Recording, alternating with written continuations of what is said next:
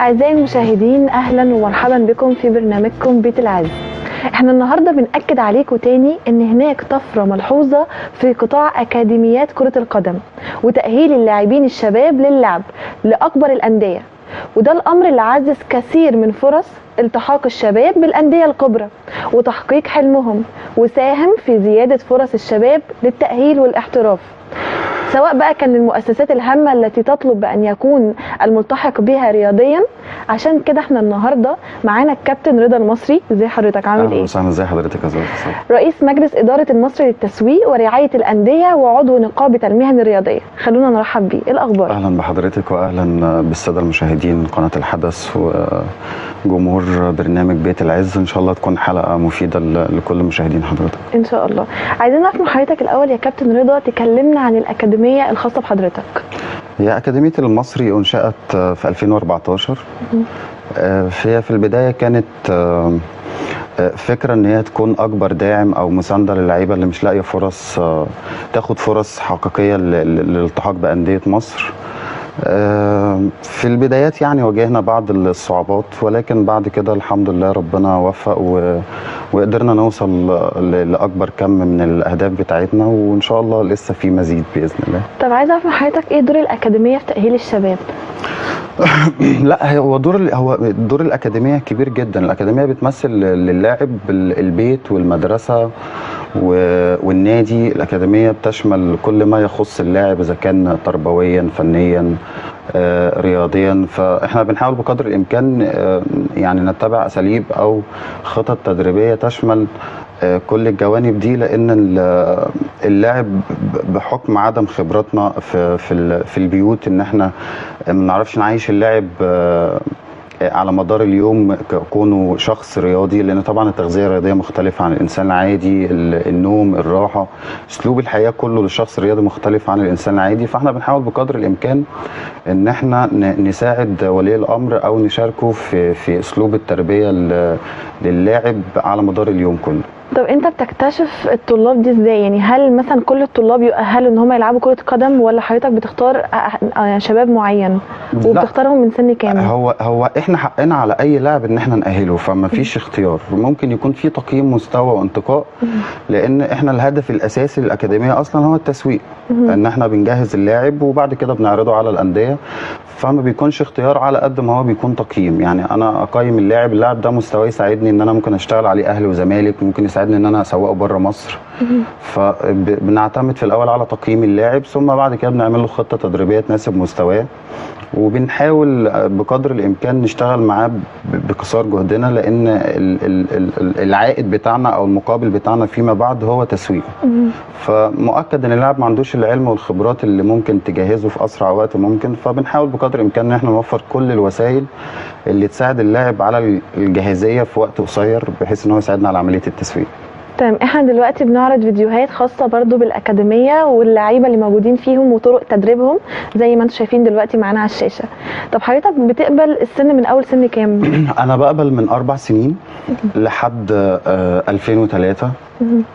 طبعا هو التدريب مراحل، بس احنا بنشتغل من 4 سنين ل7 سنين. دي مرحلة تعليم فقط لا غير، بيكتسب فيها اللاعب حب اللعبة والشغف والإحساس بالكرة، وممكن إلى حد ما بيكون في طب 4 سنين بتعرفوا تتعاملوا مع الطفل عنده 4 سنين؟ هو 4 سنين هو يعني هو ليه هدف واحد عندنا، هو يحب اللعبة ويكون عنده القدرة على الإحساس بالكرة فقط، لأن هو هيطلع من المرحلة دي مرحلة التعليم الأساسي بتاع اللعبة، فبيكون متفوق عن اللاعب اللي بدأ متأخر. فهو ما بيشتغلش مثلا إعداد بدني أو فني أو الكلام ده كله، بيكون تدريبه كله عبارة عن ألعاب صغيرة وترفيهية.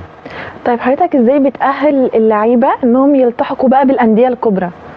عن طريق القياسات بتاعته، قياساته الفسيولوجية، عن طريق تقييمه في الملعب من الناحية التكتيكية، من تكنيك الأداء بتاعه، الطول، الوزن.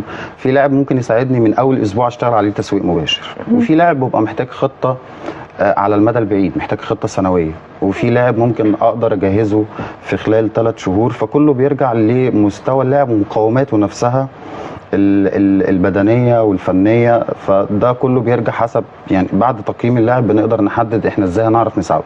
لاعب ممكن ينقصه شيء بسيط جدا في المهارات الاساسيه بتاعه اللعبه، في لاعب ممكن يكون فنيا عالي جدا ولكن ما عندوش، وللاسف هي في معظم اللعيبه ان ما بتهتمش ولا بالتغذيه ولا بالراحه، فممكن يكون لاعب فنيا عالي جدا وموهوب بالفطره ولكن بدنيا ضعيف جدا. و99% من الانديه بيكون الطله الاولى او الاختيار الاول على اللاعب صاحب الكتله البدنيه، الكتله العضليه القويه واللياقه البدنيه العاليه. فدي يمكن دي اكتر حاجه اكتر عقبه بنواجهها في تجهيزنا للعيبه ان هم يلتحقوا بالانديه. طيب ايه الاساليب الحديثه بقى اللي حضرتك بتستخدمها عندك في الاكاديميه لتاهيل الشباب؟ أنا مؤمن جدا بأكاديمية اللمسيه، فبحاول بقدر الإمكان، طبعا إحنا عمرنا ما نكون زي أوروبا، بس بحاول بقدر الإمكان زي ما قلت لحضرتك في البداية إن أنا أخلي البرنامج بتاعي بيشمل كل حاجة في حياة اللاعب.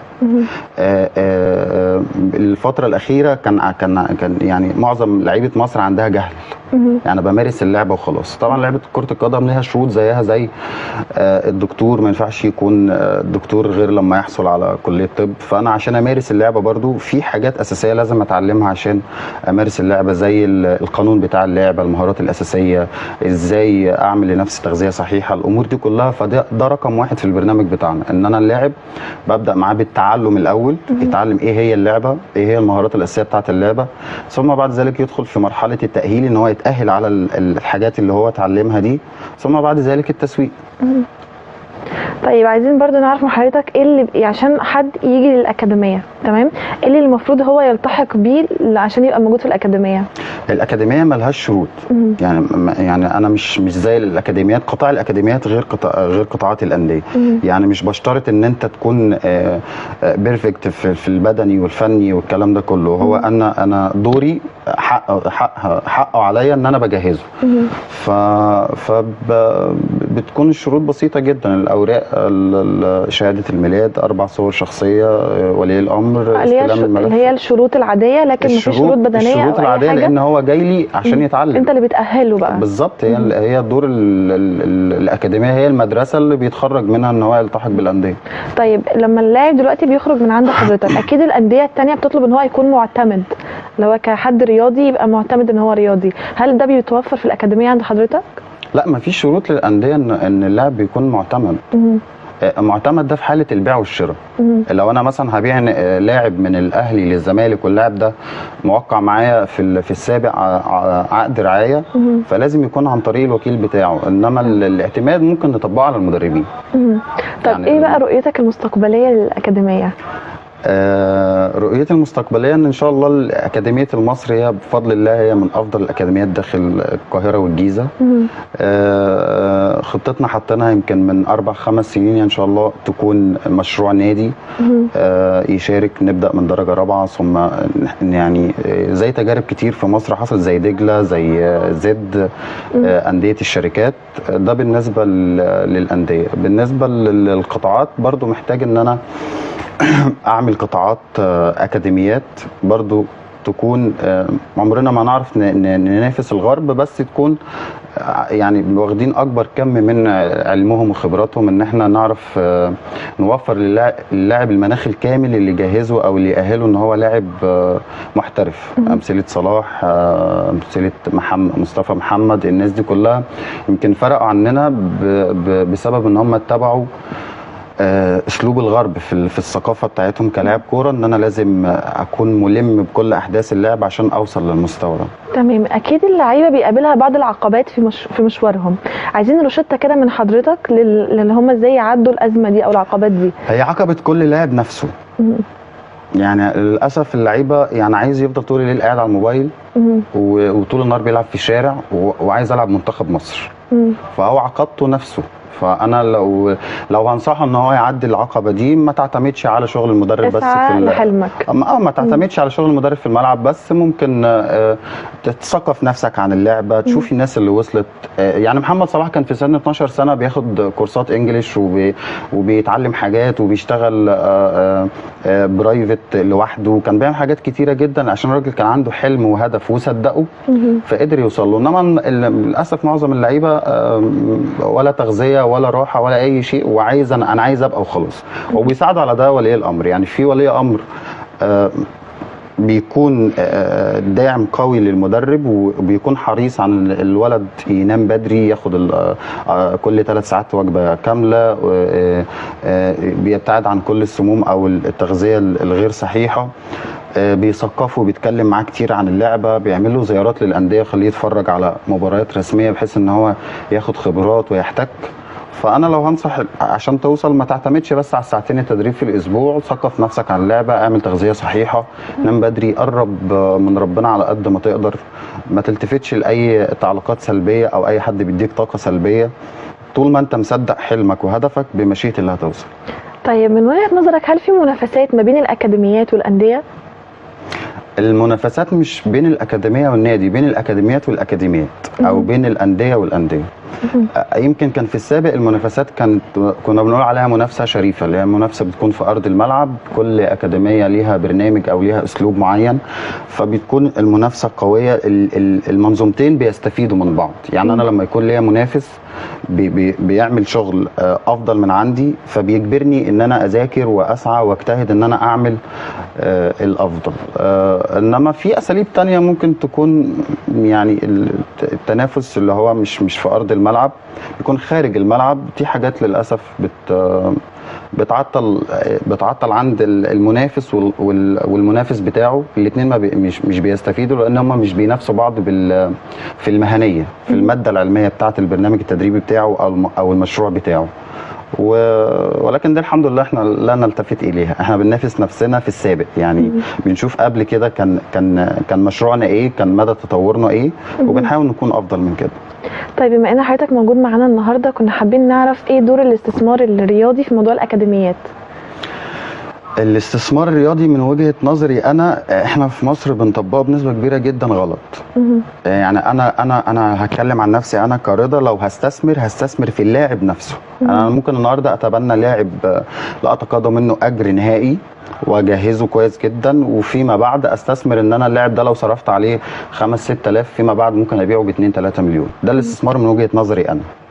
الاستثمار اللي بيطبق للاسف للفعل دلوقتي هو السهل، يعني لاعب غير مؤهل نفسيا بدنيا فنيا، غير مؤهل بالمره، ولكن عشان معاه فلوس فبيروح يدفع لنادي مقابل مادي معين وبيلتحق بالنادي، فللاسف ده بياخد مكان لاعب تاني يستحق، بياخد مكان لاعب تاني موهوب. فاحنا لو حاولنا نطور من عمليه الاستثمار ان احنا نستثمر في الموهبه نفسها زي بره. يعني انا اول مثال اديته لحضرتك اكاديميه اللمسيه دي، لو هنتكلم على مستوى اللاعبين هي اللي مطلعه ميسي، ولو على مستوى المدربين جوارديولا، يعني قبل ما يكون مدرب اعظم مدرب في التاريخ، فهو برده كان لاعب كويس جدا. ليه؟ لان هم بيعتمدوا عن ان انا يعني الاكاديميه دي عباره عن مسكن للعيبه، اللاعب بيروح بياكل بيشرب بينام بيدرس، حياته كلها في المكان ده، بس ما بيدفعش جنيه، بل بالعكس بياخد مقابل مادي ضعيف جدا، ولكن فيما بعد اكيد حضرتك والساده المشاهدين عارفين المقابل اللي بياخده ميسي دلوقتي. فهو ده الاستثمار الحقيقي، يعني ده اللي انا من وجهه نظري انا شايفه ان ده الاستثمار. انتوا اكاديميه دورها التاهيل، صح. ان انا ممكن اصرف حاجات رمزيه جدا، وفيما بعد بستثمر اللاعب نفسه، او باخد المقابل قد اللي انا صرفته مرات. طب هو مثلا الشاب لما بيجي يقدم عندكم، ايه النظام اللي انت تمشوا معاه بيه في الاكاديميه؟ ده انا قلت لحضرتك حسب مستواه، حسب تقييم يعني كام يوم المفروض بيجي؟ يعني اصل احنا عندنا تدريب بالعمر التدريبي، فممكن اللاعب يجي لي سابق جيله، يعني مثلا 2008 ولكن عمره التدريبي في الملعب 12 سنه، بقى له 12 سنه في ارضيه الملعب. وفي لاعب تاني 2008 لسه ما ابتداش، يعني ما مارسش اللعبه خالص قبل كده، فما ينفعش اطبق على ده نفس البرنامج اللي بيتطبق مع ده. فبعد تقييم المستوى بتوضع الخطه اللي تناسب اللاعب، او اللي تساعدنا ان احنا نقدر نجهز اللاعب في اسرع وقت ممكن. كمان احنا عندنا يعني خطه بديله في حاله ان انا مثلا موسم التسويق خلاص خلص، فعندي عدد من اللعيبه ما توفقش ان هو يتسوق، او مستواه لسه غير مؤهل للتسويق، بيشارك بطولات وديه، بيشارك بطولات رسميه. لسه امبارح كان عندنا برضو اول مباراه في مواليد 2003. فدي كلها 3 حلول بديله للاعب اللي ما لحقش يجهز او يتاهل في بدايه الموسم ويتسوق. برضو بياخد خبرات، بيحتك، بيلعب مع انديه قويه جدا، بيتشاف عن طريق مباريات وديه الفرديه مع الانديه بيتشاف عن طريق بطوله الاكاديميات او دوري منطقه الكوره، حسب يعني كل فئه عمريه حسب البرنامج بتاعها. طيب انت بتشوف ان هو من اول سن كام يبدا بقى ان احنا نعرضه على الانديه وكده؟ يعني ايه السن اللي المفروض انا ان مش هو بشوفها بالسن، انا بشوفها بالجاهزيه بتاعه اللاعب. يعني انا ممكن يكون عندي لاعب 8 سنين جاهز، جاهز فنيا وجاهز بدنيا وعنده كل المقومات اللي تساعده ان هو يلعب بطوله رسميه. وممكن يكون عندي لاعب 2004 ولسه ما عندوش المهارات الاساسيه بتاعه اللعب، فده غير مؤهل ان هو يلعب بطوله رسميه، فمحتاج ان هو يشتغل ويتجهز ثم بعد ذلك نعرضه. فهي مش يعني اكيد في سن معين مش بتعرف انك تتقبل من وقتها ان هو الطالب ده يجي يتاهل الاكاديميه بسبب انه سنه خلاص كبر. السن اللي هو خلاص احنا عندنا ناشئين لحد 2003 فمفيش بطوله رسميه اللي بعد كده. فلو مثلا جالي لاعب 2001 ما بيكون صعب ان انا اساعده الا اذا كان لاعب عنده سي في قوي. يعني لاعب شارك انديه قبل كده وكان مثلا مش لسه هيتاهل يعني. لا مش هو جاهز ومحتاج ان هو يعمل فتره اعداد وبعد كده ينزل يتشاف مره واثنين برضه حسب مستواه. يعني اللاعب ممكن نشتغل معاه الدرجه الاولى على طول، وفي لاعب اخره درجه رابعه او درجه ثالثه. فهي مش بالسن، يعني المستوى هو اللي بيوجهنا نساعد اللاعب ازاي. طب شايف ايه النظام الصحي اللي المفروض كل شاب بيتاهل للعب الكوره يكون ماشي على النظام ده؟ العقليه اللي انا كلمت حضرتك عنها، ان انا ما اعتمدش على المفروض ينام كام ساعه، ايه الاكل الصحي اللي المفروض يمشي عليه؟ انا بنام 8 ساعات متواصلين، 8 ساعات منفصلين او 6 متواصلين، كل 3 ساعات وجبه. مصادر انتاج الطاقه كلها معروفه، لازم كل وجبه يكون فيها طبعا ده كلام عام، انما كل لاعب حسب القياسات بتاعته المفروض بيبقى عارف انا محتاج كربوهيدرات قد ايه، محتاج بروتين قد ايه، الوجبه اللي قبل المباراه بقد ايه، وباخد فيها بروتين اكتر ولا باخد كربوهيدرات اكتر. فاللاعب لو ثقف نفسه زي ما اتفقنا في البدايه ان انا اقرا واثقف نفسي على اللعبه واشتغل على نفسي على النواقص اللي عندي او ازود، لان يومين تدريب في الاسبوع مش كفايه لاي لاعب. وللاسف حتى الانديه نفسها بقت شغاله يومين في الاسبوع نتيجه استثمار الملاعب بشكل يعني مش عايز اقول عشوائي، بس من الضغط اللي على الملاعب. فكل نادي بتلاقيه موفر للاعب وحدتين في الاسبوع فقط، فدول انا من وجهه نظر غير كافيين لتجهيز لاعب ان هو يشارك في بطوله رسميه وبطولات جمهوريه. يعني محتك بمستوى قوي جدا بيتاهل منها للمنتخب. الوسيله اللي توصل اللاعب هي عقله ان انا اثقف اشوف ايه النواقص اللي عندي، احتياجاتي. ممكن اتواصل مع المدرب اعرف ايه التغذيه الصحيحه، اعرف ايه مشكلتي مثلا في الملعب. يعني للاسف لعب الخماسي الفئه اللي هي بتاعت الناشئين تحديدا بيطبقوها في اللعب القانوني اللي هو عندي لا مركزيه في الملعب. هو انا عايز اجري وارقص واراوغ واصوب وخلاص، هو انا كده عندي عقيده ان انا لاعب كويس جدا. انما اللاعب الناجح المثقف هو اللي بيبقى عارف دوره ايه في الملعب، ايه مهمته، ايه طلبات المدرب بتاعه، ايه الخطه بتاعه المدرب بتاعه، وبيعمل دوره وواجبه فقط، فبيطلع باحسن شكل. يعني لو سالت اي مدرب مين افضل لاعب في وجهه نظرك هيقول لك اللي بينفذ لي التعليمات بتاعتي او اللي بينزل ينفذ المهام بتاعته اللي هو واخدها. لان كل مباراه تختلف عن الثانيه. انا في مباراه محتاج ان انا اعمل ضغط عالي، في مباراه محتاج ان انا العب على المرتده، في مباراه حسب الخصم حسب رؤيه المدرب. افضل لاعب هو اللي بينفذ التعليمات بتاعه المدرب. طيب عايزين نعرف ايه المميز في الاكاديميه اللي خاصه بحضرتك وايه اللي فيه مميز بيك ككابتن رضا عن باقي الاكاديميات الثانيه؟ اللي بيميز قمه التواضع. اللي بيميز الاكاديميه ان هي الاكاديميه مش شغاله كره قدم، يعني مش شغاله في ارض الملعب بس. يعني يمكن احنا بفضل الله اول اكاديميه، مش عايز ابالغ واقول في الوطن العربي بس انا اقول في مصر، اللي هي طبقت البرنامج التدريبي النظري. يعني احنا كنا عاملين كتب للعيبه، زي ما باخد 2 سيشن في ارض الملعب باخد 2 سيشن في قاعه المحاضرات بدرس فيها كل ما يخص لعبه كره القدم. يعني بعرف اللاعب ايه هي المهارات الاساسيه دي، ازاي انفذها، ايه الوضع التشريحي للجسم اثناء الاستلام، اثناء التسلم، اهم مصادر انتاج الطاقه. الامور دي كلها كنا بندرسها على الورق وبنعمل عليها في نهايه الشهر امتحان زيه زي المدرسه. يعني سين واحد اذكر اهم مصادر انتاج الطاقه، سين اتنين ما هي المهارات الاساسيه في لعبه كره القدم. دي كانت اول حاجه، فدي اول ميزه. تاني ميزه ان انا اي لاعب باسرته يعني بياخد كارت عضويه عندي، فبيقدر يستفيد بيه ان هو بياخد خصم 75% من معامل التحاليل، بياخد خصم 50% من مستشفى القلب، بياخد يوميا. ده زي كارت تامين يعني؟ لا مش زي كارت، هو بالكارنيه بتاع الاكاديميه بيقدر يستفيد بكل الخصومات دي على مدار السنه، يعني مش مره واحده. اللاعب بيحضر كل يوم درس قرآن كريم، ومن خلال حضرتك بس بشكر كل المعلمات اللي بتدعمنا في ده. فترة الدراسة بنوفر لهم مثلا حصة أو اتنين على مدار الأسبوع، كل فئة عمرية حسب يعني زي مواد الماس والساينس يعني الأمور دي كلها مميزات بتثقفوهم يعني. بالظبط. اهم ميزه بعد كل ده ان الجو في الاكاديميه اسري اكتر حاجه، يعني بتلاقي المدرب ملم بكل ما يخص اللاعب. اللاعب ممكن يجي النهارده غير مؤهل نفسيا فيطلع مصاب، ما يطلعش افضل حاجه عنده، ما يستفدش باي شيء. فبيكون في تواصل بينه وبين المدرب، انت ايه زعلان من ايه، فيك ايه، يعني عامل ايه في المدرسه، عامل ايه في يومك. اخر حاجه خالص ان احنا عاملين للاولاد المتفوقين في المدارس تكريم سنوي، يعني اي لاعب عندي يتفوق عشان بس نربط ما بين العلم والرياضه، عشان اللاعب ما يركزش في حاجه ويسيب حاجه. فكل اللعيبه عندها علم ان انا لو طلعت باحسن حاجه في نتيجه المدرسه الكابتن هيكرمني، وبالفعل بيتكرم. اللي حافظ قران كريم، اللعيبه الملتزمه في الحضور، اللعيبه اللي مستواها بيرتقي بشكل ملحوظ. هي الثقافه عموما ايا كانت، فهي بتفرق في تشكيل الانسان بدرجه كبيره جدا. هو عموما اي مجال او اي مهنه لو ما قدرش يجمع ما بين العلم، الخبره، الموهبه، مش عارف يوصل لاي حاجه. بالظبط. طب لكل نجاح ضريبه، ايه الضريبه الخاصه بالاكاديميه؟ الضرايب كتير، بس هو مفيش انسان على وجه الارض نجح غير لما بيدفع ضرايب عده. يعني يوسف الصديق عليه السلام في بدايه امره خالص كان لسه طفل، ما عملش اي شيء، لمجرد ان هو حلم بسيط اكتسب فيه خوف سيدنا يعقوب عليه، دفع ضريبته ان اخواته رموه في البئر. فاي حد على وجه الارض قدر، مش ضريبه نجاح بس، ممكن تكون ضريبه حب، ممكن تكون ضريبه صحة، ممكن تكون ضريبة نجاح، علم، عمل، أي شيء.